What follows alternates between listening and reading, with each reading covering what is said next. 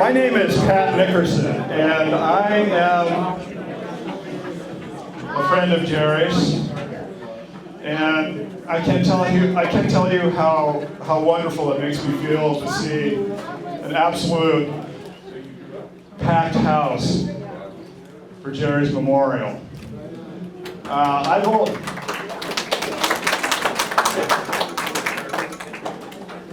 I've only been a friend of Jerry's for about 20 years now, and that makes me kind of a greenhorn with this crowd.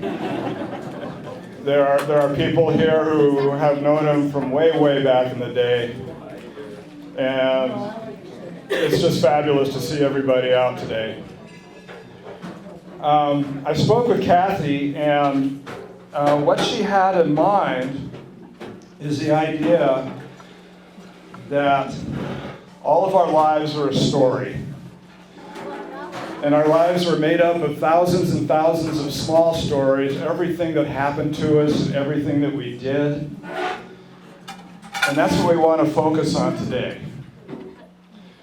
So what we are going to do is to ask people who have known Jerry way back in the day, when he was at the Forest Service, during his sailing adventures, to come up and share a brief story. And in that way, we can keep his spirit alive. We can transcend the boundaries of life and death just a little bit. And as we talk about the things that we've done with Jerry and the experiences we've had. And so that's what we're going to try to do. Please feel free to grab a refreshment at any point that you'd like to. And here we go. First up, we are going to have Jerry's daughter, Rachel, who's going to get us started.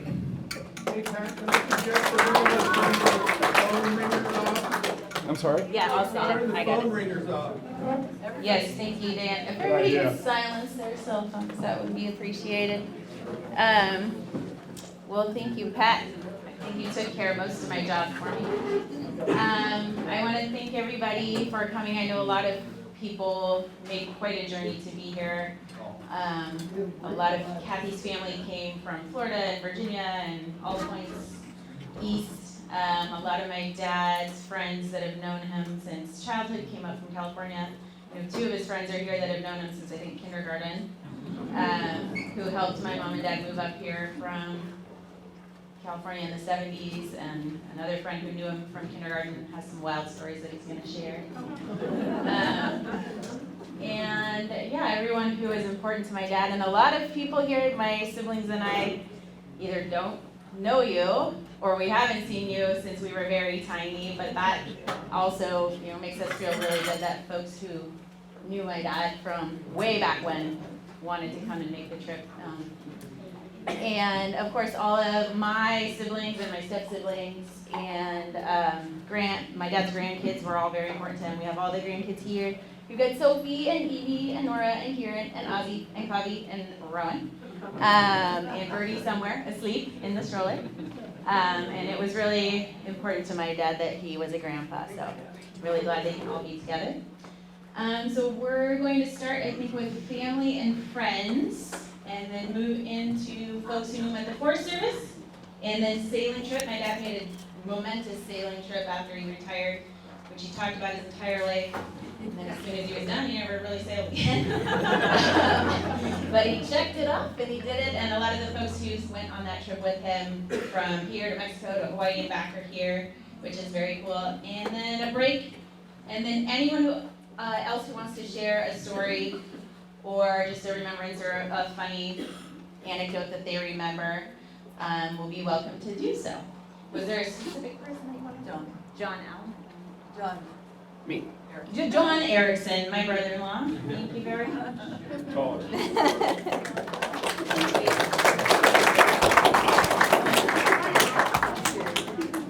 Hi, everybody. Hi. Can you guys? I can't hear me. Can you hear me? Okay. Jerry was my father-in-law, and we were family for almost 20 years. We met and became family about 20 years ago, And I know that I'm not the same person I was 20 years ago. I was like an aimless 23-year-old kind of nature bum, dragging his daughter up to Alaska to try something new. In the winter. Neither Allie nor I are the same people that we were. Jerry would probably say we've become domestic.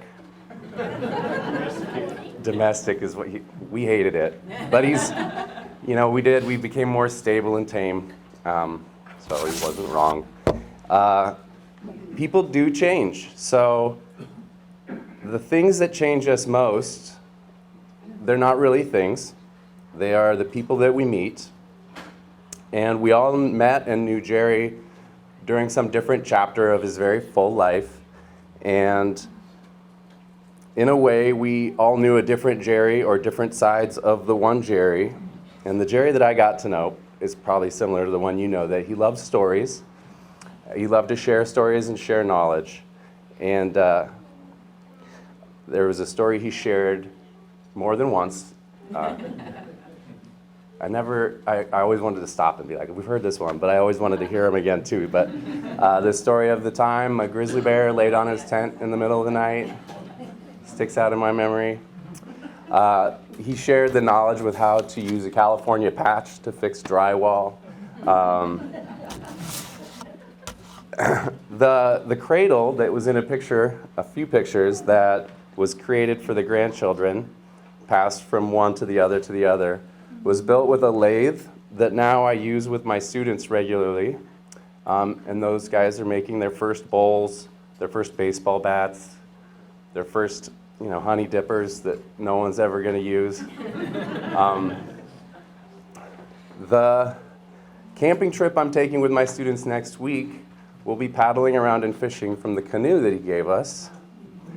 And every time I heft that heavy hand-painted camouflage grumman off the roof rack, I think of him with gratitude. People leave an impact on many, even future generations. The impact is like ripples, like the ripples from the canoe that we'll be paddling around in.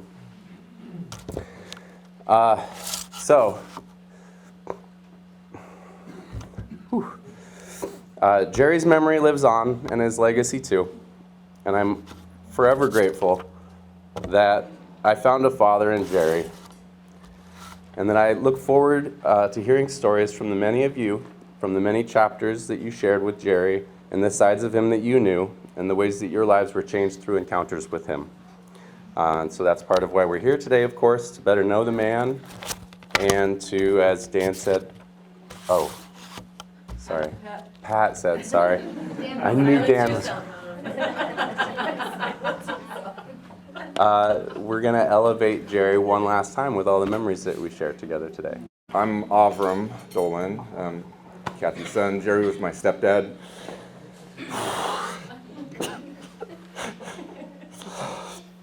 I'm a very bad crier when it comes to public speaking about people that I love, so.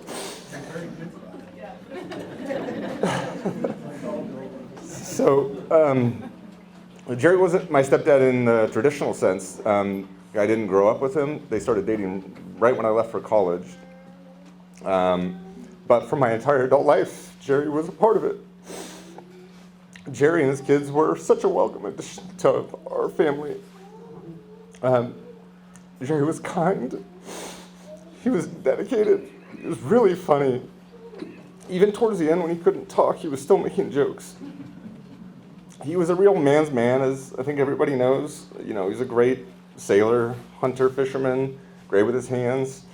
But he wasn't macho about it. He was such a genuine, down-to-earth, soulful person. And he was a great cook. He retired obviously a lot earlier than our mom did. And, he would make her these great meals and really took good care of her. Mom yesterday said that he was a really creative cook. He would just come up with things without a recipe and was really, really good in the kitchen. I inherited that skill. Mom, you guys really were great together. And you created such a warm home. And it always felt so good, to come back to your house. Thanksgiving has always been one of my favorite holidays. Actually, it is my favorite holiday, and I think the reason is that it was coming home to family and being there with all of you guys. Something that I always told Jerry every year that I appreciated is that he opened up his house to my dad as well, and that's not something that a lot of people would do. Have your wife's ex-husband at their house for Thanksgiving, and I appreciated that so much about your guys' dad. It really, really it meant so much to Heron and I to be able to have our entire family together every year.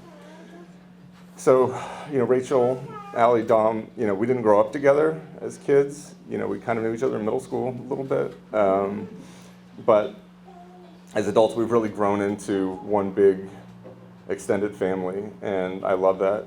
Our kids love your kids. They're cousins, and I can't wait for many more Thanksgivings together and family adventures together. So anyway, you guys had a great dad, and I just am thankful that I was able to share for part of his life. So anyway, to Jerry.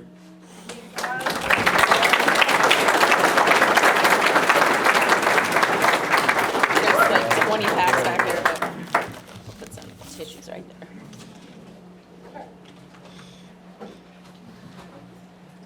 Next up, the wonderful Heron. Oh, God. Hi, guys. I'm Heron. I'm Kathy's daughter, Autumn's sister. Short and sweet. I have one story that feels quintessential to Jerry. As Autumn said, they started dating when we were already a bit grown up.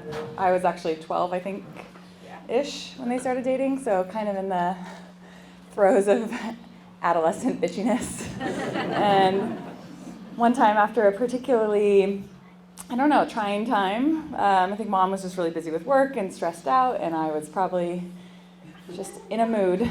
He pulled me aside one day when Mom was still at work and said, "Can you just go easy on your mom? She's having a real hard time. Just take it easy on her." And I said, "Oh, okay," because of course I wasn't thinking about anybody but myself. And I thought the way that he handled that was so tactful and really got my attention without being stern or mean. And yeah, I think coming in as a stepdad is a tricky situation always, and especially in teenage years, but he never tried to reprimand me, never tried to overstep his place as stepdad. He never tried to be dad, because I had one of those already. But yeah. And I also just want to say one thing, that there are so many people here, what a turnout, but there are a subset, I'm not going to say names because I'm going to forget someone, but there are a subset of friends that have just been so amazing showing up for Mom lately, and I just want to say thank you. It's been hard that Autumn and I couldn't be here every day, and we just know that she's really taken care of, and I just want to thank you all for supporting her during this time. Thanks.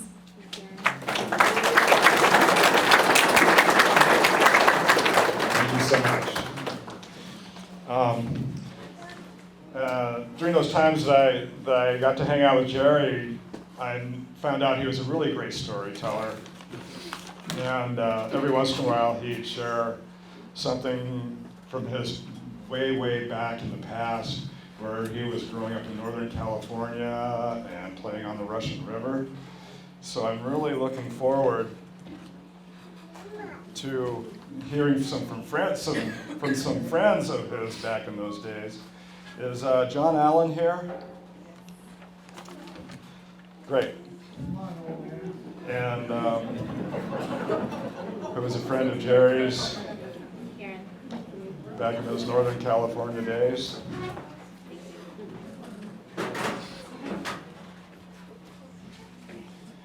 And also John Calkin. So, Thank you so much. sure. Hello, everybody. So I'm John, and I grew up with Jerry from kindergarten on. So I'm going to just tell you whatever it would be under the genre of a coming-of-age story. So we went to kindergarten together. We were in Cub Scouts together that his mother ran. We were in Little League together. We went to public school and catechism together. We double dated in high school. We went to the senior ball, double dated at his high school, and then stayed at the Russian River that night. So Rianita, you can't tell all the stories about Rianita.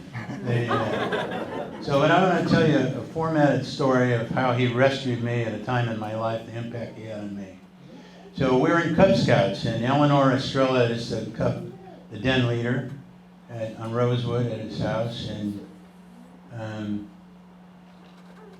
you're making 9-year-old boys making Christmas ornaments and stuff like that, except his father steps in.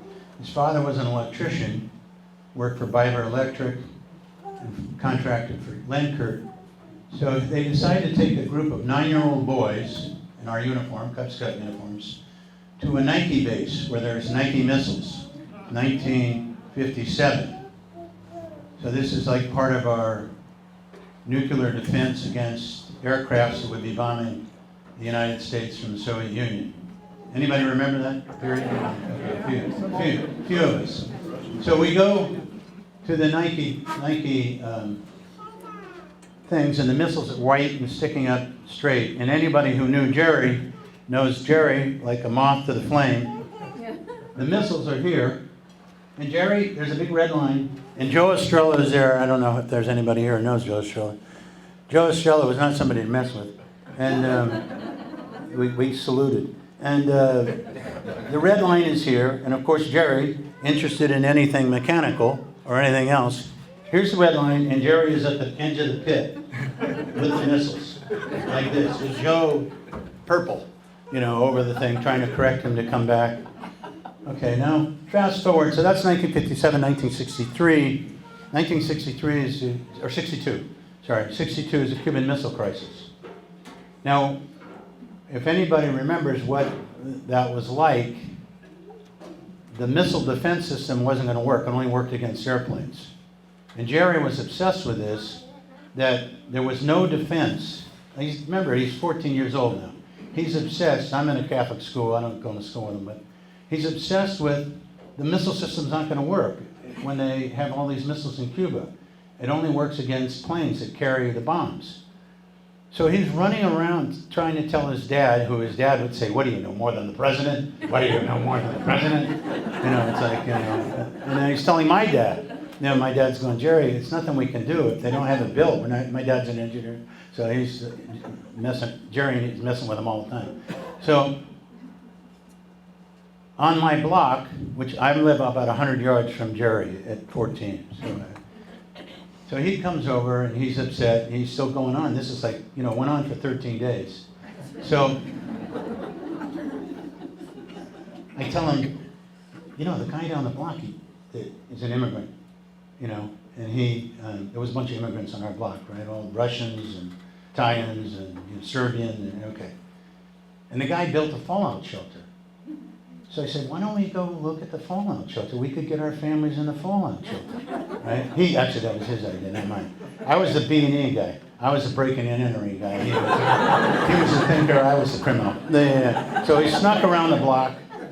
We didn't go in straight the driveway and go into the back. We came from the other side of the block to sneak into the fallout shelter to see if we could get our families in there, right? Because we would, by this point he had convinced me, that's it, we're toast. And everybody was in church, right? I don't care what denomination, whether you were Jewish or, Catholic, Protestant, Presbyterian, Baptist, whatever. Everybody was in church for 13 days. That's all people could do. Because we thought the bombs were coming. It was like toast, right? And we kept asking my dad, why can't we go? Jerry wanted to go up Jerry's family wanted to go to Rianita. My father wanted to go to Pescadero where he'd been a logger and they had a place to hide. Okay, so this is the first, I know I'm going to go over, but give me the red light. Okay. All right, so we knew each other through high school. We dated, double dated together and all that kind of stuff. But I went from a Catholic high school, Jesuit high school, to a Jesuit college in San Francisco, University of San Francisco, which was maximally conservative, part of UAC and everything else. So anybody know UAC? I don't know. Anybody here? Okay, a few people. What is it? So I'm in ROTC. All the Catholic colleges required, it was mandatory. So Jerry's off, in Jerry world, and John's over in John world. And I decide, I really don't want to kill all these people. I'm not really into that. But I wanted to be an officer, career officer. I was trained flying a plane, trying to get, all the tickets to become a successful officer and stuff like that. But it became more, by 67, it was increasingly evident that not everything they told you was believable. So I go back to San Carlos, where I hadn't seen Jerry maybe for that year or something like that. And this is a kid I've known since 6 years old. And Jerry's got a peace button on. I wasn't into that.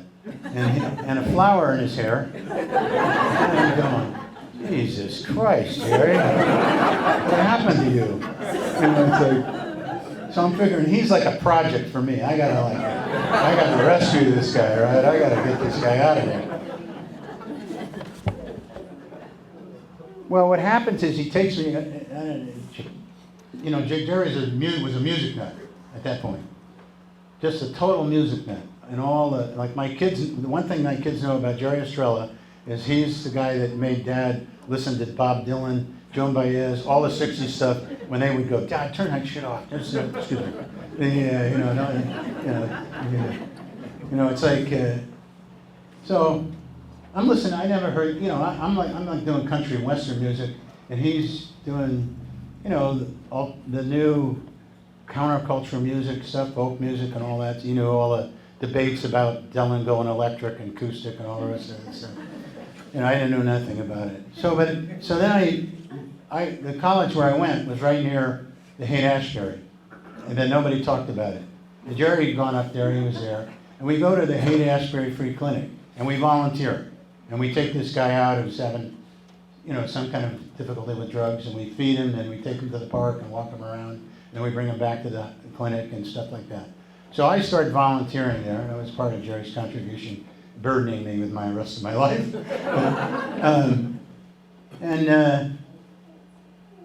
Then we started going, somebody here that he met in Hawaii, Norm, is that your name? What's your name? Norm.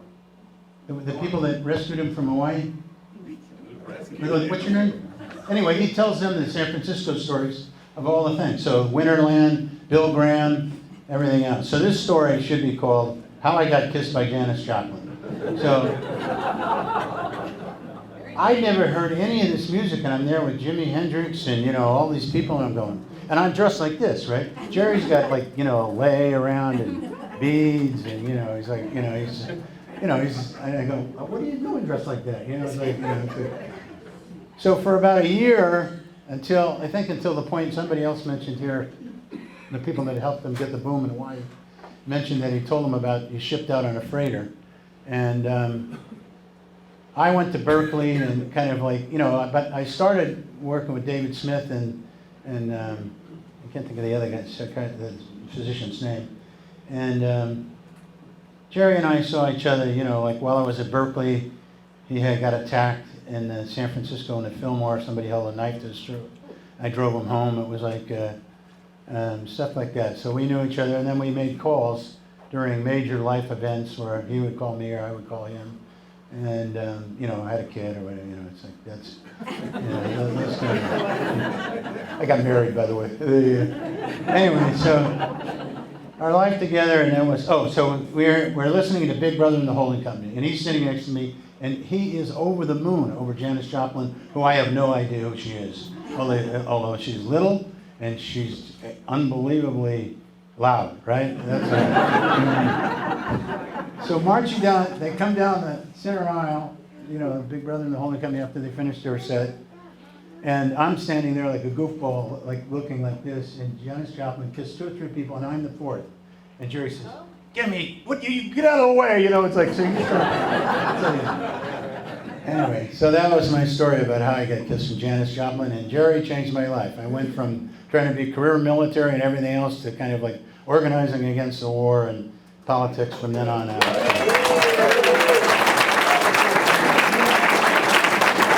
That's it. Whoever's, I'm not going to talk.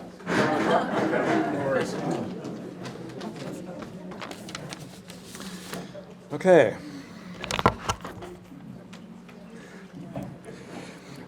Just about everybody here knows that Jerry had a long career at the U.S. Forest Service in the area here. And to move this forward, there's some other people we would like to bring up. Is Ron Barber here? Let's do Kevin. You want to step up for him? Okay, go ahead.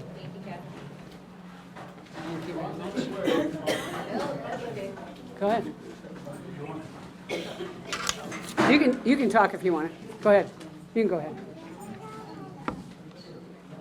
Okay.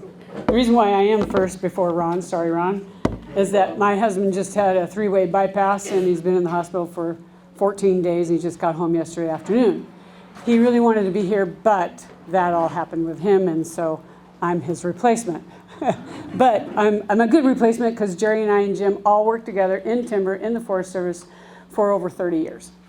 So that happened starting in what, 1972, is that right, Nancy, Kathy? I can't even remember for sure. 1971, 1972. Yes, it's been that long. And another 20 years after that, we still did things together. As far as like the past few years, it was probably maybe once a week, maybe even twice a week, we would talk back and forth if it was texting to the three of us. So it was a lot of fun because we would talk about old times, and he'd always say, how in the world do you guys remember those names? Well, it was Jim and I being able to figure it out together, and then Jerry didn't have that. So it was a lot of fun to be able to talk to Jerry. So today, it was, I've been bugging my husband since Jerry passed, to say something to Jerry. And this was really unexpected with the 3-way bypass. We didn't know this was even a possibility until 14 days ago. So I'd been bugging Jim, my husband, to say something today for Jerry's memorial, and he just wasn't able to come up with the words. He just couldn't do it. They were really the best friends. And Jerry would always say, well, Jim, you hired me, and that you are, he was his favorite person, of course. So I have to tell a story about this fellow that we worked with years ago. His name was Steve Lyda. I don't know if anybody, maybe Tom remembers Steve Lyda. And he worked with us in timber for maybe one summer, maybe 2 summers. Guy was really funny. And so one day he comes out to the truck and he says, I can't figure out who those guys are. Well, it was back when both Jim and Jerry had hair on their head, and they both had a mustache. And they both looked the same. Everybody thought they were brothers. And so this guy, Steve, he goes, finally he was really confused, and he was trying so hard to tell me which one he was talking about. And I said, I think you're talking about Jim. He goes, yeah, the guy that looks like Frito Bandito. So, and yeah, he did. He did look like Frito Bandito. Yeah. He doesn't look like that now. He doesn't have any hair on his head, and it's not black. So, but anyway, finally got Jim to talk a little bit this morning. It's kind of difficult for him. He's kind of short on breath, and but it was really difficult. He said, I'm too emotional. I can't tell the stories I'd like to tell. And so what he did tell is kind of jumbled, and I'm going to kind of pass through some of this because he just couldn't get through it very well this morning. So he said, okay, I'm going to go ahead. I'll have to think about Jerry. I think about him all the time. I think about all the times that we worked together and all the times that we didn't get to be together. And it's a hard way to describe someone that you'd had all those memories of working together in the brush and going up and down the mountains, going through the canyons, and everything else that we always did together. And then it says there's so many happier times, and it's really comfortable to think about those times, and it gives me a lot of confidence. I feel good about it. And so I'm going through it really quick, sorry. And there might be a place or a trip that we had together that really brings really good memories to him. And it's kind of his happy place, especially right now, because it was really close for Jim to, I had to talk him into going to the hospital. So it was really close to this time. It would have been a day of a remembrance for both Jerry and Jim, because it was that close. And he goes, it gives me a happy thought to think about Jerry. He says, especially all those 30 years that we worked together. And a lot of those pictures that you see there, that Jim and I are on the other side, there's Jim and Jerry. And they don't have the mustaches, but yeah, they were a little clean cut at that point. That was when Jim turned 60, I believe. And so all those experiences, going up and down those mountains, the bad times, the rainy days, the freezing days, the fun, the free days, and that not too many people can relate to that except for our Forest Service friends, our logger friends I see. But then the past 20 years, so it's been 50 years that we've known each other. And that all that time we could talk, we could text back and forth. And it was actually a lot of fun to go to Jerry and Kathy's house. And Jerry would text into his phone and turn it around and had the app to be able to talk. And so it was a lot of fun. We had a lot of fun talking with him. Last summer we spent a day up in the mountains together, and it was we really enjoyed ourselves. I still have a picture of Kathy and I up on the little bit on the wall of that day. It was a lot of fun. And so anyway, as we go on and we remember all those things, and suddenly that person is not in your life anymore, you begin to realize, and because of this past couple of weeks, how those years have reflected on us, and that could possibly be my end. I begin to realize, and he says the word whole in his life. I've chosen a number of years ago when my parents all passed away, aunts and uncles, sisters, that I decided it wasn't going to be for me as a whole, H-O-L-E. I wanted to make sure I remembered it as W-H-O-L-E, because it is what makes us whole. That person makes us whole. Part of us. And then he goes, I know I have all these feelings about Jerry, and I'm still wrestling with them, and that's where I'm going to stop, because I'm going to get quite emotional. And then he says, thank you and goodbye. And that's from Jim. But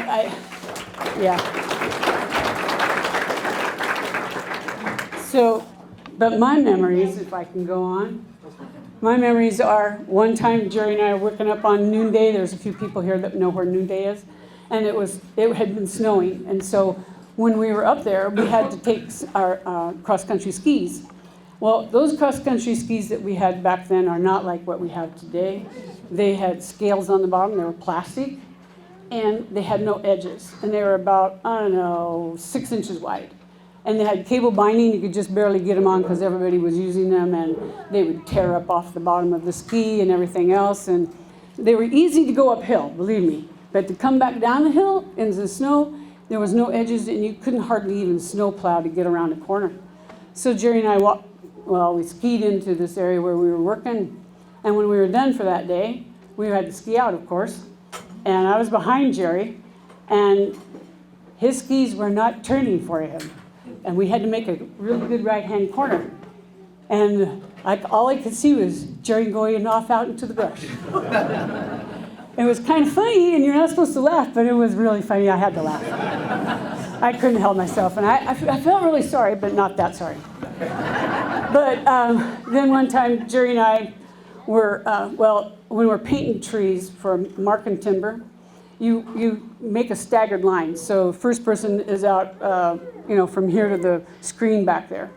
And then the next person behind you. So you can watch that person's paint line, so you're not going to be painting over the top of them and messing up their paint line and what they're painting. And so we'd paint like maybe 5 to 10 trees away from each other. Well, I got up on a little bit of a ridge, and I happened to look through the brush, and I could see Jerry coming up the hill on the next ridge. And so I was just kind of standing there, kind of peering just a little bit around the bushes and watching Jerry, because he came up to the tree, and he looks around to see if anybody's watching him. I was watching him. And he goes, touches the tree, and he goes like that. And I go, hey, Jerry, it's been painted, hasn't it? Because he couldn't see orange, and the tree looked orange all the way down. And he goes, he takes his paint gun, and he takes his hands, and he just throws it on the ground. He goes, ugh, because he was mad because somebody caught him. I caught Jerry. So I think there was something else I want to say. I forget that one. But the last one I want to say is that Jim and I and Jerry, we wanted to go pigeon hunting. And so Jerry said he had this really great place down in Gardner off the Smith River. So Jim and I had the truck, Jerry had the boat and the trailer. So we go on down to Gardner. Jerry goes, this is the spot. So some of you people in the Forest Service probably already heard this story, but you're going to hear it again. Sorry. So we back up down to the river, and we launch the boat.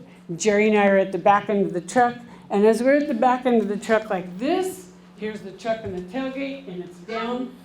Jim doesn't know that Jerry and I are at the back end of the truck, and we're picking up the guns out of the back end of the truck, and Jerry's right behind me, right here, and as I picked up both Jim's gun and my gun, and I'm backing up like this, and Jerry's right behind me, but Jim is driving away. And here comes the trailer, and we're yelling at Jim to stop the truck, and he's not stopping the truck. And I have my guns up in the air because I'm falling backwards on the ground, and Jerry's behind me. I fall on the ground backwards. I'm holding the guns up in the air, and here comes the trailer, and it's going to run me over. And I'm going like this on the ground, and the trailer goes on by me like that, and I'm still holding the guns up in the air. Jerry's looking down at me. He goes, just like Indiana Jones. That's it.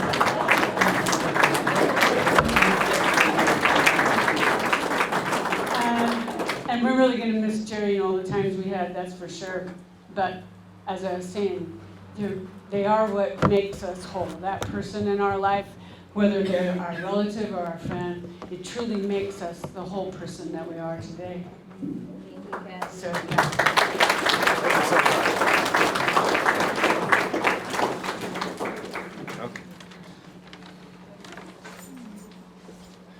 Okay. Is Tom Rogers with us today?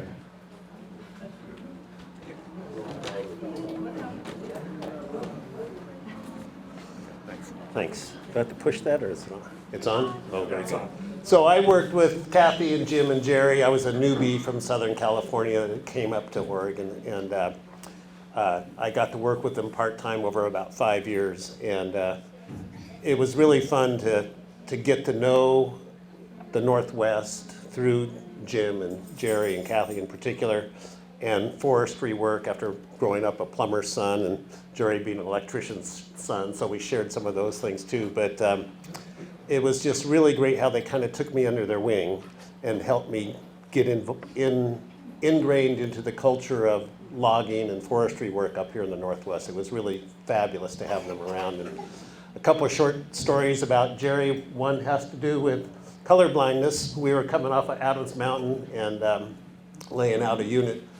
And we get down to the bottom of the hill, and Jerry liked to talk with his hands, as I'm sure you know well. And he's talking about this and that, and I know there's got to be a corner here. I hung flagging all around here, and I'm looking at him, and there's like 5 pieces of bright pink ribbon hanging right down there. And I just let him go on for a little bit. And then I finally said, Jerry, turn around. Put your hand out. It's right there, right there. So that was really fun to experience that.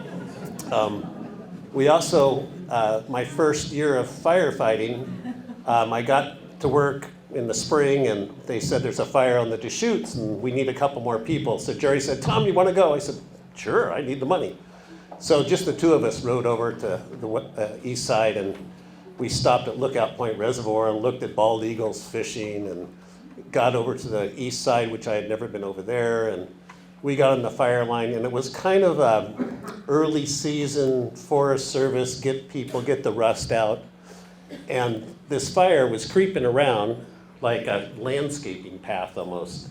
And our fire boss said, I want you guys to dig a line around that. And it was like it was a circle, we had to dig over here and go around like this. And finally Jerry had the bright idea of, let's just dig a hole. So he started digging a hole into this soft ash and sand and things like that. And it got to be pretty big. I mean, big enough to where we had to jump inside of it to keep digging. And I'm like, what are we doing? And here comes the fire boss. "Hey, what are you guys doing?" And Jerry says, "Some son of a bitch dug a hole here. We're just filling it in." And I thought, that must be how the work goes around here.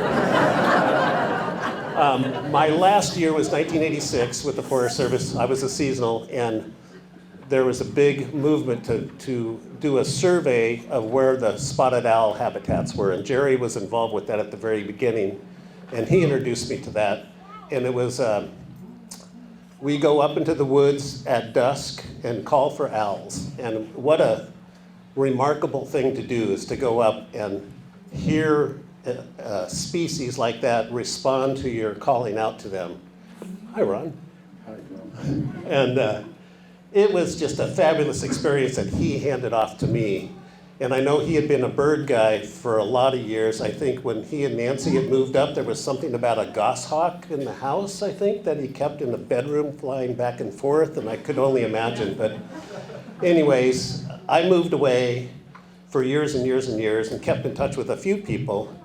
But about, 10 years ago, I think, I came over for a visit to mutual friends of Kathy's and Jerry's and mine, and had dinner and got to see these guys again after 20 some odd years. And then over the last, 7 or 8 years, we've gotten together a little bit and spent some time together. And it was really, really nice to rekindle those friendships. So as Kathy says, that's a great statement about the whole. I really like that a lot. I'm going to use that forever. So it's great to have known him as a friend and that he was a grandfather, and I know he was very happy.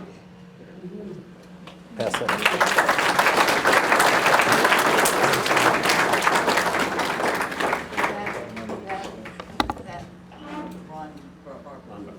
That was my question. Yeah. Is he here? Yeah.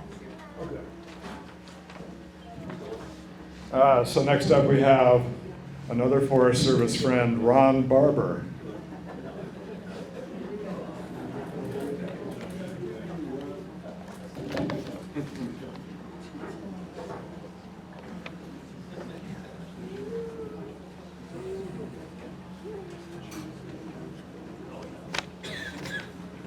It's hot. Okay, thanks. Well, I'm not going to tell any Forest Service stories. There's a lot of Forest Service people here that has got probably 100 or more, stories about the Forest Service. It's going to just kind of talk a little bit about the friendship, Jerry and I's friendship. I feel honored to be this early in the program here too. Looking out over this crowd, what do you think Jerry really realized how popular he was? My name's Ron, and I met Jerry. I started working at the Forest Service at Cottage Grove about 40 years ago. It was 1985, and Jerry was one of the first people I met there. He took me on a tour of the district, and over the years there, we somewhat bonded. Some things that we had in common. We were almost the same age, just a couple months apart. I was born in July, and he was born in October of 1948. I had to remind him from time to time to respect your elders. He never listened. He grew up in California, and even though I didn't grow up in California, I spent a lot of time in California during my formative years. And we shared the same middle name, which in 1948 was not that common. It's not that common today, but it doesn't exactly roll off your tongue. What is it? You could ask the relatives. Anyway, through the years there at the Forest Service, we worked in the same office, same department from time to time. Although we didn't really hang out that much together, and that was until Kathy came along. And Jerry, well, I'd known Jerry for 40 years, and I'd known Kathy for 50 years. Kathy and I used to plant trees together, along with my wife Debbie and Asha. We were all on the same crew. We traveled together, ate together, bunked together in the bus and the yurt and stuff over the years. We were family, and Jerry ended up moving into town with Kathy near where we lived, and from that point on, we seemed to make more and more of a connection. We used to have dinner together, barbecues, went out to eat. We even had rented Airbnbs at Pacific City, Cape Kiwanda, Gold Beach, and we did yachts. We we hung out quite a bit together until the point where Jerry's health started fading, and as his they said, we still got together over time, but the one thing that Jerry, even though his physically his body started to fail, his mind was still there. I mean, it was still sharp. Well, as sharp as any of us at 76, I guess. But anyway, and the one thing that we started doing over in probably the last 4, 5, 6 years is we texted a lot back and forth. I'd be sitting there at 10 o'clock at night, watching TV, reading something, and I get a text from Jerry, saying something. Oh, what do you think fire season's going to be like this year? And I text back, well, I'll tell you in October, and he'd, ha ha ha, like I haven't heard that one before. And then the conversation would go on from there, and sometimes we'd just spend over an hour just sending texts back and forth. And we did that, weekly sometimes, monthly at least, over probably the last 4 or 5 years. And I still, the last text that I exchanged with Jerry, it was, I sent him a text telling him, how much I really, appreciated the friendship that we had over the years, and the friendship got stronger and stronger the older we got, and that I really enjoyed this company, and what a great storyteller he was. And he texted back and said, "Me too," and then some other stuff. But I know the "me too" was had to do with our friendship, not the storytelling ability. So, other than I do want to, the one story that I do want to tell is when Jerry and Kathy first met. Jerry told this story. You know how Jerry can tell a story. How it was a windy day out on Dorena Lake, and he was out sailing, and he saw this woman out with her sailboat having a little bit of trouble, and the wind kept getting stronger and stronger, and he thought, well, maybe I should go check on her. So then, it was an involved story how he went out and saved her and brought her into safe harbor, and just a wonderful story. Of course, if you talk to Kathy, she's got a whole different story. And I'm not sure exactly which, probably hers is more accurate than Jerry's one, but Jerry's story was great. And I guess we'll never know. So anyway, turn it over to the next speaker.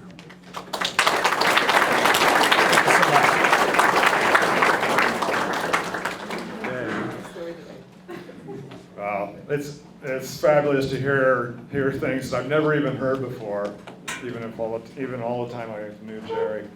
Right now we're going to take a break, and that'll give us time to stretch our legs and enjoy some of these fabulous refreshments. And we will be back in half an hour exactly.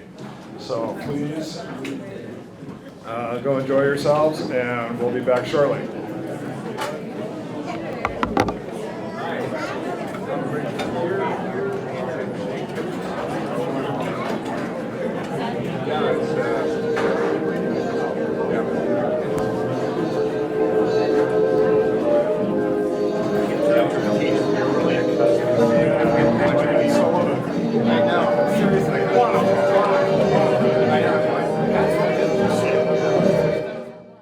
Okay, well, all the cool people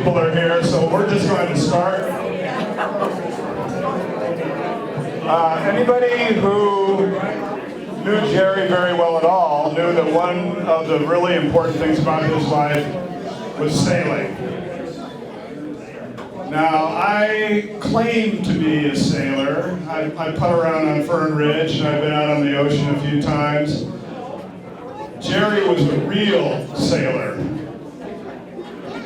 He is what it was all about. Many people know that he sailed to Hawaii and back, and we can hear from some people who were actually with him on that trip.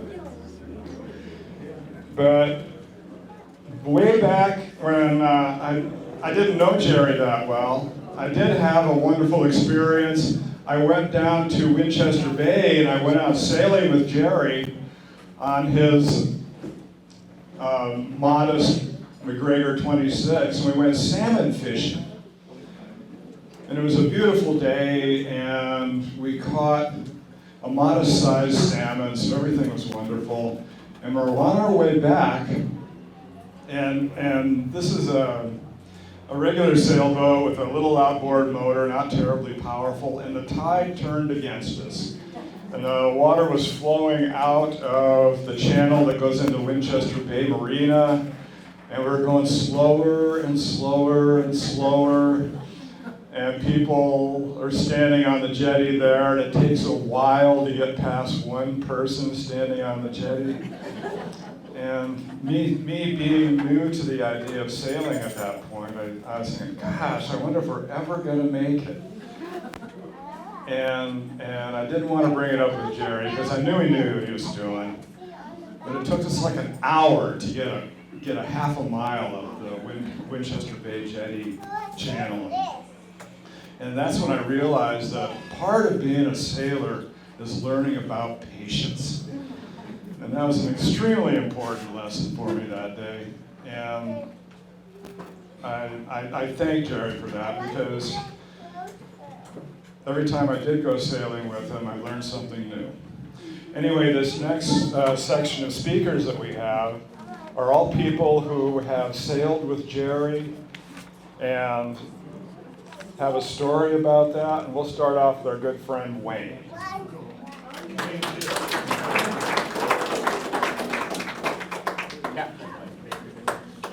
Thank you.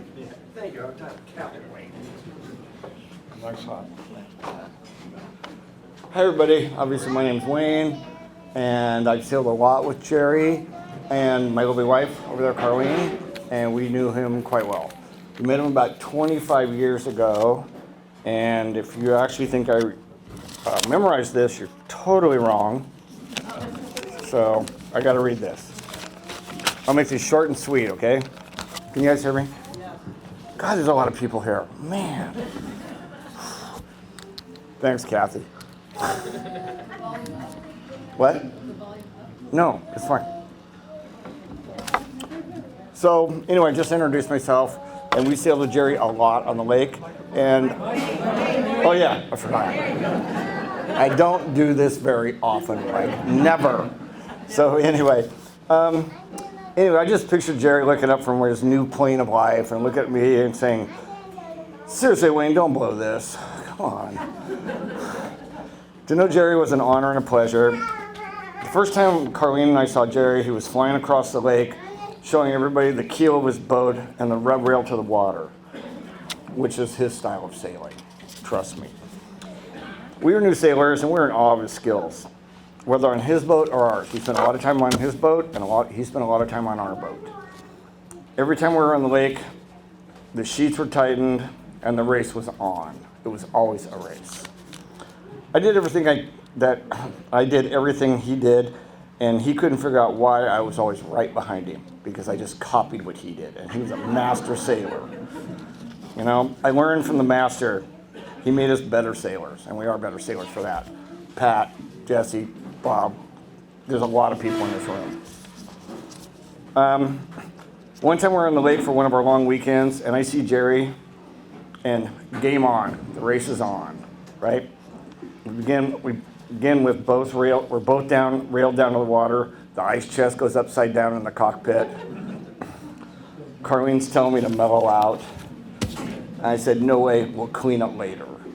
We're racing. You don't quit." So yeah.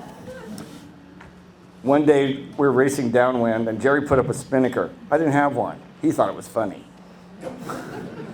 Until the wind died and his spinnaker became a sea anchor. Then I laughed at him. That's the guy I remember. We always had fun and it was always great. We always had fun, we laughed together, joked, drank. He's the only guy I ever knew who had a non-draining water tank on his boat. So he poured rum in it so it wouldn't freeze in the winter. His water was way tastier than ours. The last time I saw Jerry, I gave him a haircut, and I made him laugh, he made me laugh, and he's still smiling, and he wants us to do the same. Thanks for everything, Jerry. Live slow, sail fast.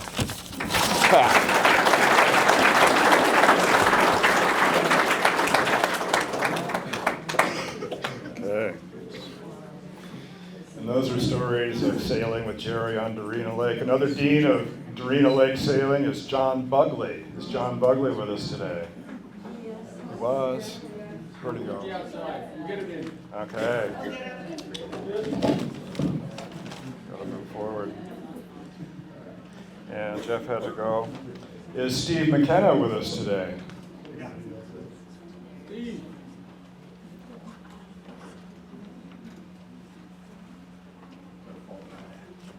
Yeah, okay.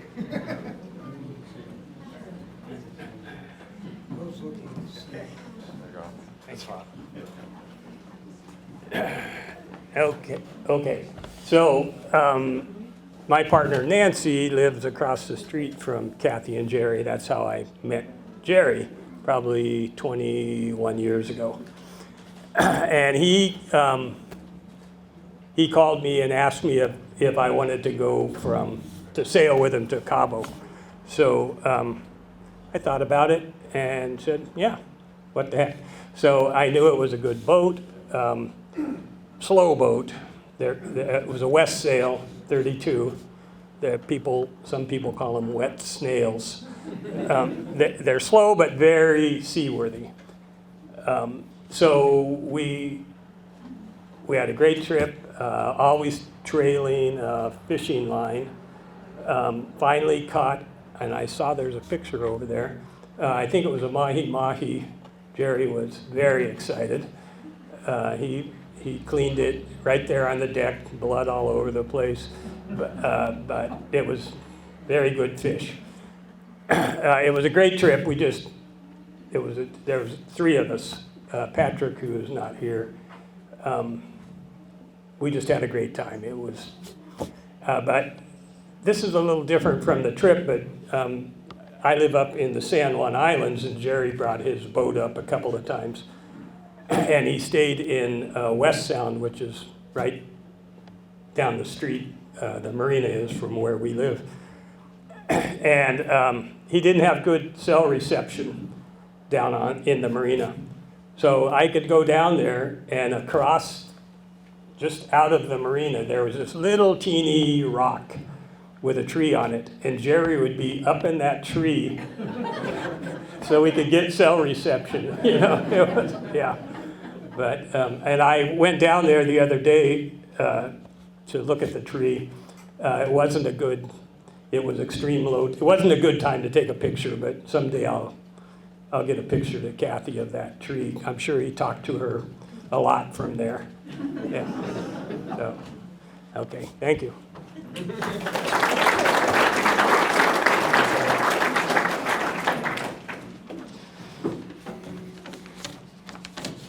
Okay. There's a lot of stories that come out of sailing trips. They just sort of seem to generate them. And as the crowning achievement of Jerry's sailing career was when he took the Glorious from Oregon all the way down to Mexico and then over to Hawaii and then sailed it back. And one person who was on the outgoing leg with Jerry was Jesse Norgang. And let's have a few words from him.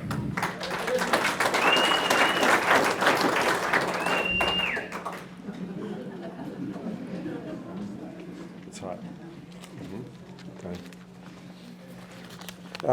Well, I knew Jerry as a friend and as a great, I knew Jerry as a friend and a great sailor, but when I went to sea 3 times with him, and up and down the Oregon coast, but the outbound trip from Mazatlan to Hilo, Hawaii was the best. And that was, we were double-handed, so it was just the 2 of us, and it would always be 6 hours on, 6 hours off. And as you guys might know, Jerry, he kind of liked to get some sleep in the morning, and so he gave me the 3 a.m. to 9 a.m. shift.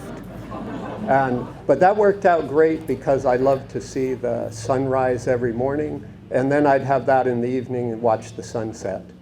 And the trip started when I flew into Mazatlan, went down to the marina, and Jerry, in shorts and a straw hat and tanned, as you could believe, from a winter down in Mexico.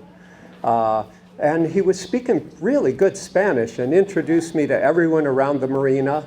And then we went about provisioning and getting ready for the trip, with him going from shop to shop and get everything we needed. And every morning we'd listen to, with the Blue Water sailors in the marina, everybody waiting to make passage, hoping to get, there was a single sideband radio. And so we'd listen to the weather router, a guru out of Southern California that would always make a report every morning to tell people. We were trying to figure out if the trades would establish enough to send us west, and yet also not to wait too long, because then the storms and the hurricanes can start if they get an early one. So it was a bit of a thing. And I guess Jerry, I knew him as a great sailor, but what I learned, in addition to all the stories of day after day, but that he was a really good captain. And you have to be decisive and make tough calls sometimes. So Jerry... like no alcohol on board. I'll get to that. We went about provisioning, and of course he knew I love smoke the herb, and he told me on my first trip, none of that, which I was good with, that made sense. And there was never any drinking on board until you set anchor. So as we provisioned, though, I bought a bottle of Cuban rum, because you can get the real stuff down there in Mexico. And I hand that to the captain for him to hold on to till we make passage.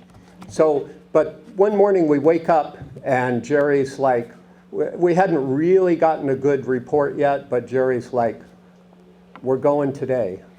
And so it was like, wow, okay.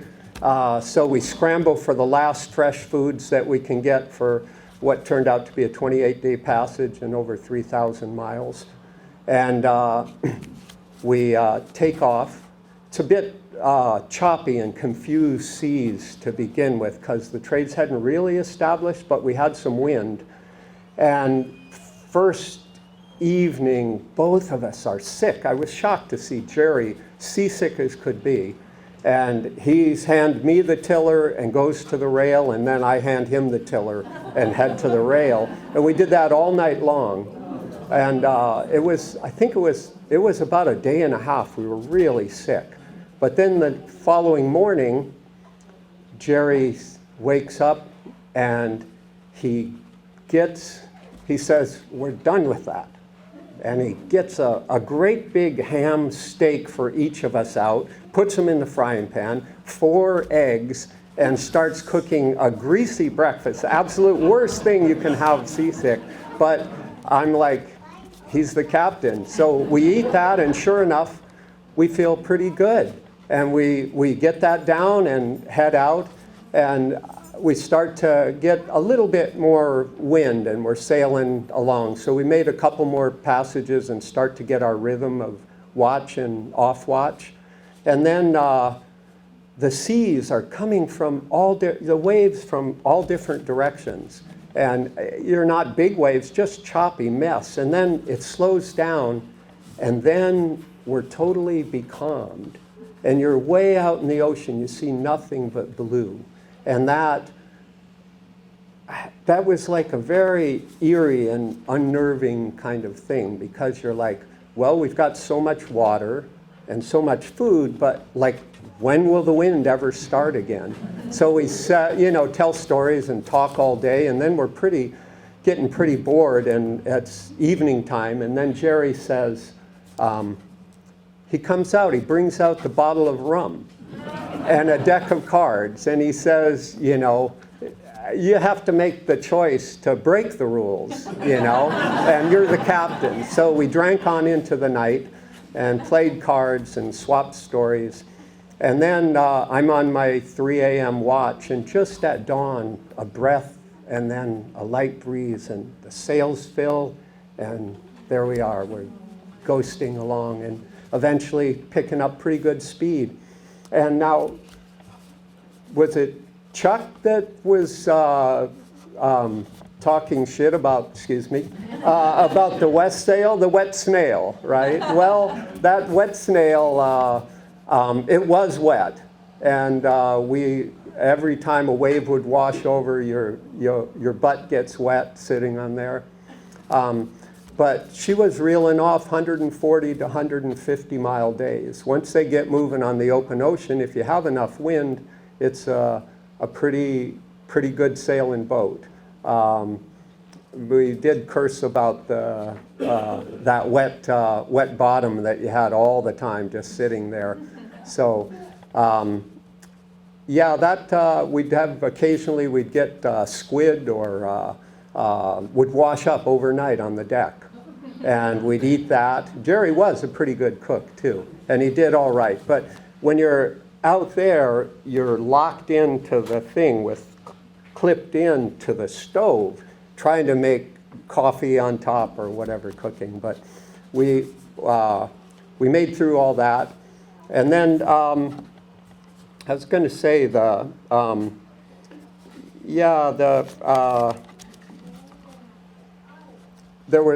we had a pretty good wind going, and I remember Jerry, a lot of pictures I can just see of Jerry. And I remember one night in pitch black, and the wind was blowing, about the hardest wind we had on the whole trip. And Jerry was I was helping, trying to wrestle down the sails and get reefed. And but he was so amazing of how he would you stick with it, you do whatever you have to do for as long as you have to do. And he was a really tough guy and really strong. So we wrestled the sails. On that boat, you've got a staysail with a boom, and we were both getting thrown up and down trying to get that. So we get her together and sail on. It was a pretty good rhythm we developed after that. And the days went by. And then we told every story we could tell, and I learned things that I'd never heard from Jerry before.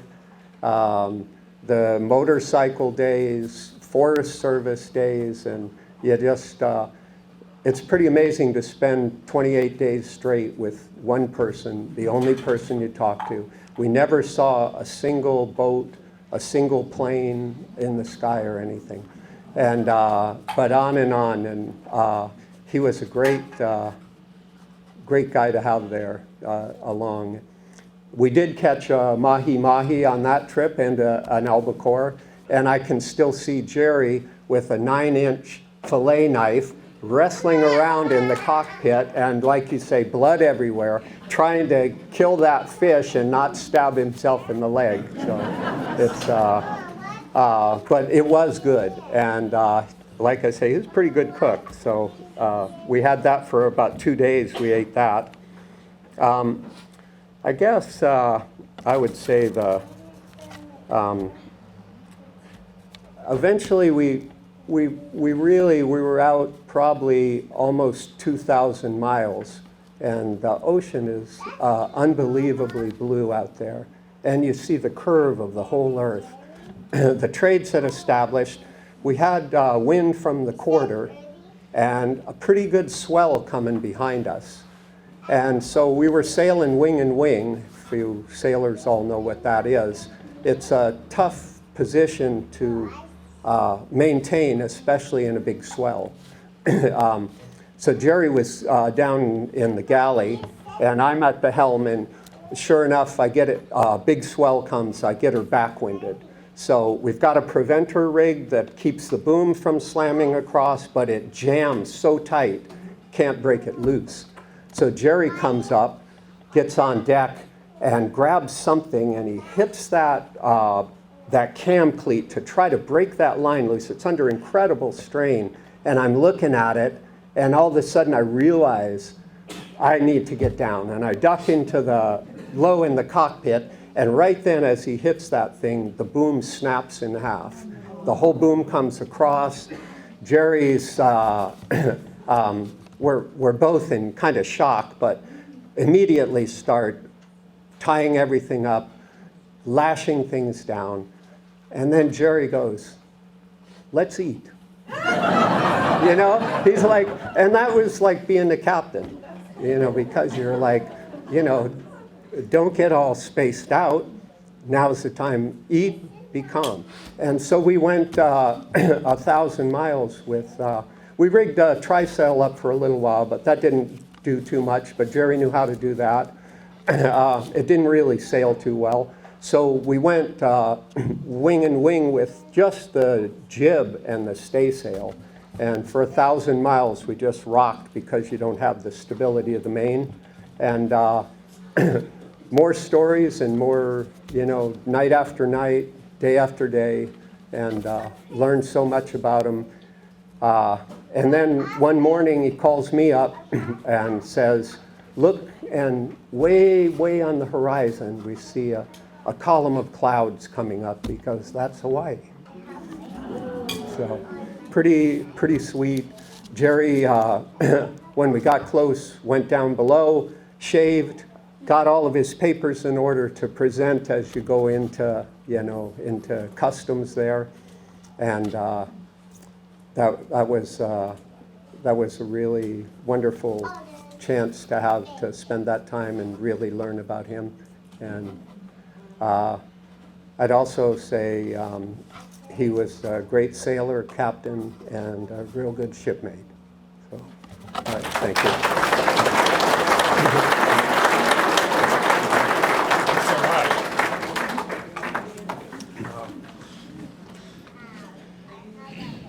In the sailing world, that's about one of the highest compliments you can give somebody is to say that they are a great captain, because there's a lot involved with that.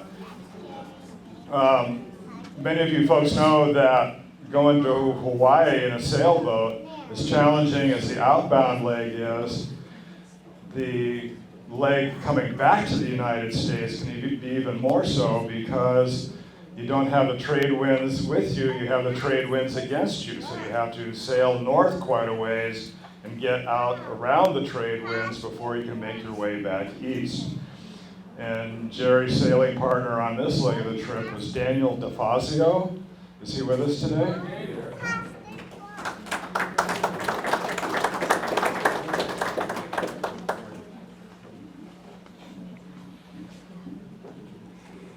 Mike's hot. Okay. I'm a little nervous. I'll be honest about that. I'm really honored to be here. I really didn't know Jerry very well. I didn't know him at all. A mutual friend, Bert, suggested that he knew a guy who was going, he needed to bring a boat back from Hawaii to Washington, and he knew I was into sailing. He said, you know, what do you think? You want to do that? And I was 29 years old, and I said, yeah, that sounds great. That's a wild adventure. So flew over to Hawaii, met Jerry for the very first time. You know, he's Jerry. There he's goofy guy. He's got his floral shirt on, the straw hat. Everybody knows this. And we're starting to get to know him. We spent about 4 days in Honolulu doing a very similar thing that Jesse described. I met Norm here at the memorial, who drove us around getting provisions. And I'm gonna tell a little pre-story because I'm in deep water here. You know, like I'm about to go into the middle of the ocean with a stranger on a boat that's not mine. But he seems like he knows what he's doing. The boat seems like it's in good order. I did my research on this boat. It's the wet snail. It's built like a tank. It sails like one too. It's like one of the most seaworthy boats that was ever made. So I feel pretty good about all that. And Jerry's got a new system on the boat, and we're trying to figure out how it all works. And I figured it out, and I told him, and he's like, okay, so one thing we got to get really straight right now is I'm the captain, and that's how it is, and if you don't like that, you're going overboard. And I'm like, wow, I don't know Jerry, but I'm about to go in the middle of the ocean with this guy. And you know, I'm doing like some quick calculations here, like what's the probability of that? And like, you know what? That's good. He's the captain. That's great. That really makes my life easy. And there's like absolutely no reason for me to question that or challenge that, especially with that outcome at stake. So I said, yeah, we're doing this. We're going to do this. And we're sailing out. We get out of the marina, and the swells come, and the boat is bobbing, and like I've never been at sea like this on this kind of boat or this kind of adventure, and I'm like sick as a dog in like an hour or two, and it's really not. Thank you for telling me that story because I didn't know that ever happened to him. He's like, what's the big problem? He's like down below, poring over charts with these tiny little numbers, like, and if you know about seasickness, like that's the worst possible situation. I'm like in awe of this guy. Like how is he doing this with his iron stomach? I don't want to do anything but like maybe roll over and puke off the edge every now and then. So our trip went really smooth for quite a while. As he was describing, it's a very counterintuitive journey home because you know you want to go home, but the Pacific High, this giant high pressure calm water zone is right there in the middle of the Pacific, and really the quickest way to get to Washington is to basically sail to Japan and then kind of come around in the Gulf of Alaska. But it's hard to do that because you got to sail in the wrong direction a really long way. So, but Jerry had looked like he had studied these charts about wind patterns and dates. He was showing me all this stuff. We made the best, course or he established the best course that we could, but that Pacific High, when we were there, just blobbed over and grabbed us. And, you know, after about 10 maybe or 12 productive days sailing kind of north by northwest, we were becalmed. And you know, it's a wild thing. You're in the middle of the Pacific Ocean. It's literally thousands of miles to anything at all, and there's no wind, and your boat's just bobbing around, and you got to kind of just be cool with that. So you know, adventures, sailing. The person who taught me to sail said saying a sailing adventure is basically a redundant statement, and it's definitely true. Like it's adventures all the way. But I want to go kind of in a different direction here for a sec because, you know, I was thinking a lot about what I was going to say here and what Jerry, who he was to me, what he meant to me, and his role in my life, and that journey and experience ended up being just totally pivotal point in my life. So for me, he was like kind of like a steward of an experience, or like a shepherd from like my young adulthood to my middle adulthood. Because I learned as we approached land that my dad had died while I was out there. So it was wild. I went out as one person and I came back as someone completely different. And it was really an honor to have that happen in that way. To receive that news after like this deep meditative experience. And Jerry is, he's just an incredibly important part of my life. Like even though I don't know, I had a lot of trouble with the 6-hour thing, so like I was not super available on that. I was like just trying to sleep. That was my thing. Was like I just wanted to try to get enough sleep. But he took me into a position to just go on this incredible journey, both outward and inward, and I'm really appreciative and honored to be part of that. So thank you, Jerry, for sharing that experience.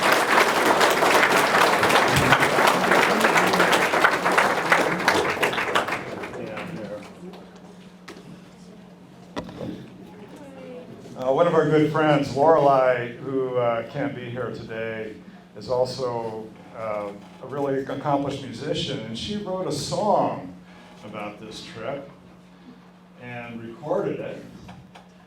And if we're lucky, we can pull it up on the... Does it involve an accordion?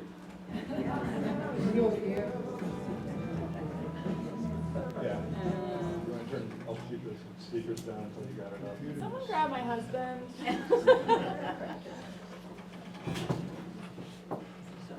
There's words to it too, you can put on the screen. Oh, that's not gonna happen. Us old folks need those words on the screen. You don't need the words on the screen if you just remember that every story you heard here is included in this song.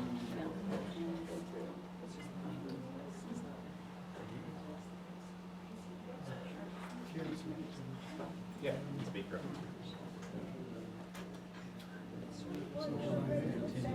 There we go. Okay. Start it over.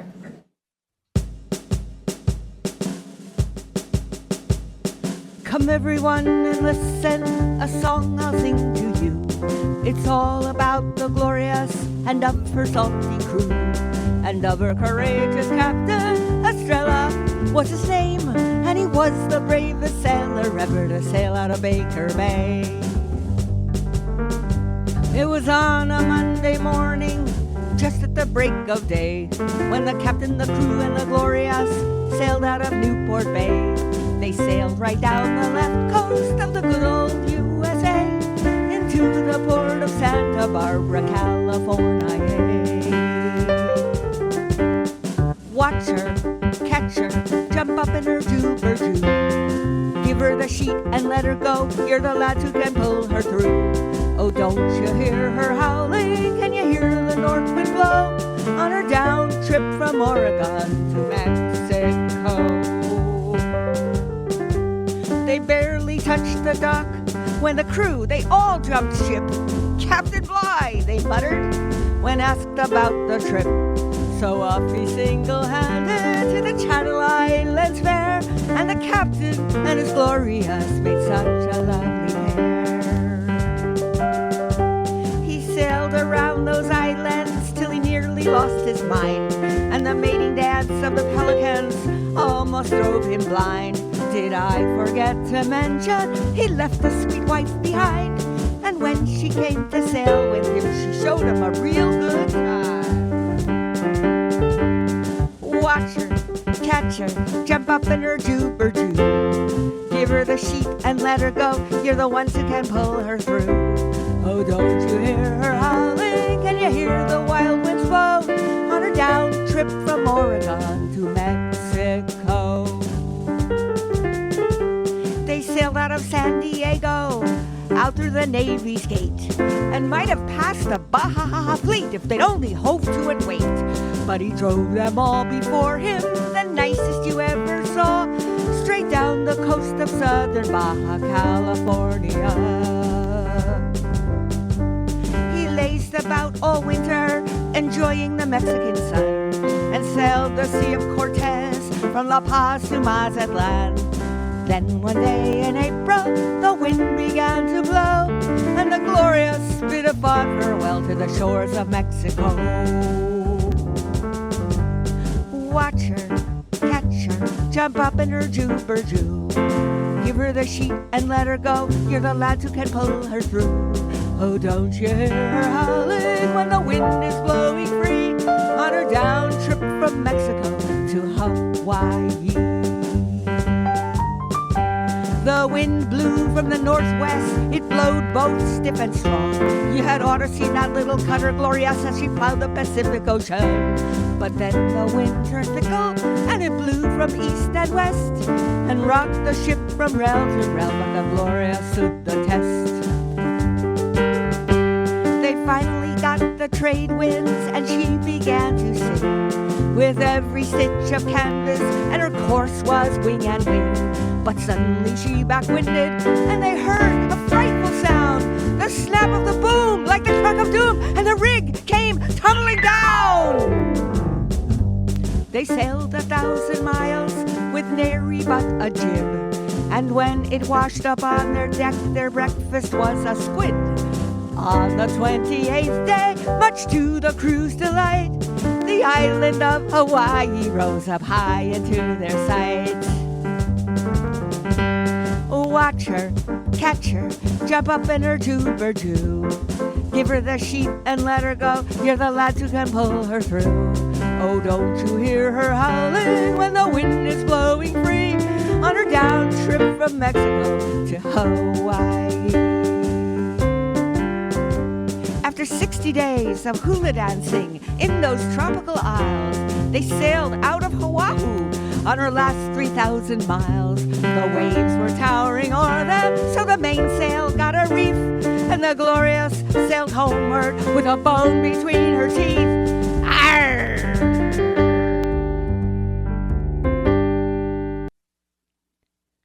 Now when a sailor's out at sea, he really is alone, except for all the creatures who make the sea their home. The wind was blowing hard down from the cold Alaskan Sound, and the Glorious and her captain again were homeward bound. Watch her, catch her, jump up in her tube-or-do. Give her the sheet and let her go, you're the lads who can pull her through. Oh, don't you hear her howling when the wind is blowing free on her down trip to Oregon from Hawaii? On her down trip to Oregon from Hawaii.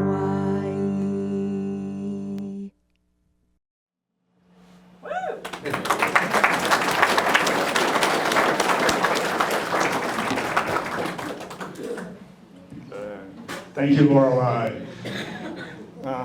And that is the end of the structured part of our storytelling. And at this point, we'd like to open it up to anybody who has a story they would like to share with us. And what you can do is just raise your hand if you'd like to come up. I know there's somebody.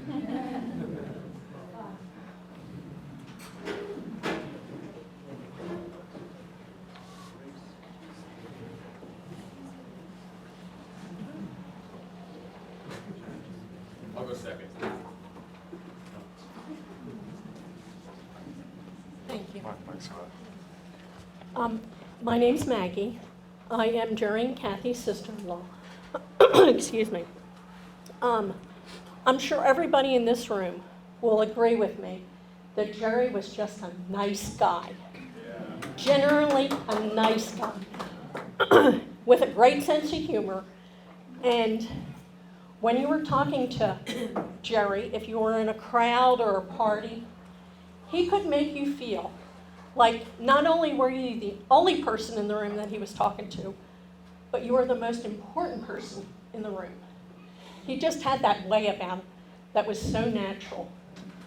One year for Christmas, I sent Jerry a Navy sailing hat. And I talked to him shortly after that. You thought I sent him $1,000. He absolutely loved that hat. And every time I would see him, he would tell me how much he enjoyed wearing that hat. I will miss Jerry. I will miss his humor. I will miss his just being a nice guy. And what I would like to say is, in closing, Jerry, fair winds and following seas. Thank you.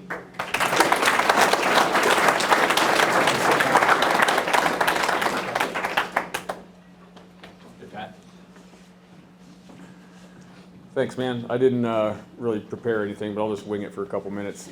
My name is Scott Hyde, for those of you who don't know me. I'm Maura Egan's eldest son, and Maura lived directly across the street on 33rd from Kathy and Jerry for decades now. My mom passed away back in 2023, but Jerry made it a little longer. I knew Jerry a little bit in my youth when I grew up in Cottage Grove from the Baker Bay sailing scene. But it wasn't really until he became my mom's cross-the-street neighbor that I got to know him. And he was just the helpfulest, most handiest, could pretty much do anything, had awesome integrity guy that you'll ever meet. And I think that's why you're all here today anyway. But the affinity that I had with Jerry is that we're both foresters. And I know he put in a career with the U.S. Forest Service. And I put in a career as well, more private industry, and I specialize in climbing and habitat creation and stuff. And my mom would always say, hey, you know, Jerry's retired, he loves the woods. Why don't you get Jerry to go to work with you? So I did several bring your mom's across the street neighbor to work with you day with Jerry. One time I was doing red tree vole surveys, and another time I was topping trees for snags and habitat. And each time, he was just a wealth of information about the woods. And you could never know it all, but Jerry always had something to teach you. And I really appreciated that too. And another time, real quick, my mom said, hey, you know, I need some firewood. Why don't you go cut me some firewood? And in fact, bring Jerry with you. He wants to go. So I asked him, and sure enough, he did. And we were up by Regeda, up Row River there. And I did get a permit. That was good. I don't always get a permit. And Jerry's like, I'm only going if you got a permit. So I do. And sure enough, I'm down below the road bucking some firewood up. And Jerry's like, hey, Scott, what? He's like, it's the cops. I'm like, oh, so it is. And the cop's like, hey, what are you doing there? And I'm like, I'm bucking some firewood. And Jerry's just loving it. He's like, oh, the cops? What's Scott gonna say? You got a permit for that? I said, yeah, it's on the dashboard of that F truck that the wood's going into. And Jerry just really enjoyed that. You could see the expression on his face. He's like, yeah. And that was one of my favorite memories. Another quick memory about him is my mom was always having tree work done at her house in the front yard. And sometimes the branches were too long and they would extend it to the street. So Jerry was our traffic control guy. And he was always willing to help if you asked him, you know, loan you any tool, be your traffic control guy. And I'm up in the tree. All right, Jerry. Is it clear? And he's out in the middle of my mom's house. Yeah, so it was clear. We cut the trees. And the last thing I'll say is while we were out on that fire, one of the days I spent in the woods with him, which was great pleasure, Jerry told me that in the 70s, he and another fella from the Forest Service were either timber cruising or maybe doing a harvest unit layout. And he was one of the two people that discovered Moon Falls, which is up by Rainbow Falls, out Regeda and Row River. Was that you, Tom? Yeah. Was that a true story? Yeah. I'm sure it was, yeah. So whenever I think of Moon Falls, I always think of Jerry, and now I think of you too, Tom. Yeah. So just want to say what a pleasure it's been to have known Jerry and been friends with him and have him, you know, experience with him in my life, and we'll miss him dearly. Thank you.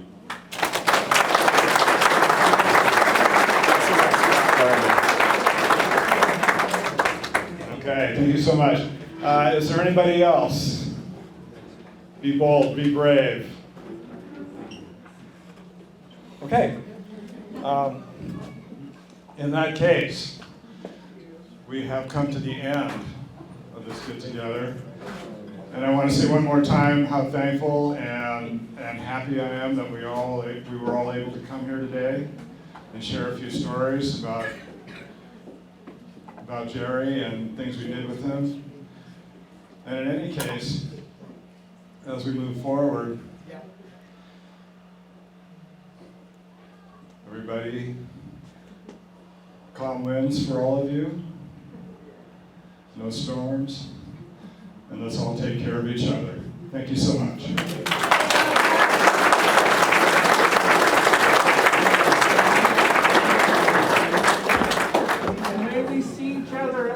another memorial.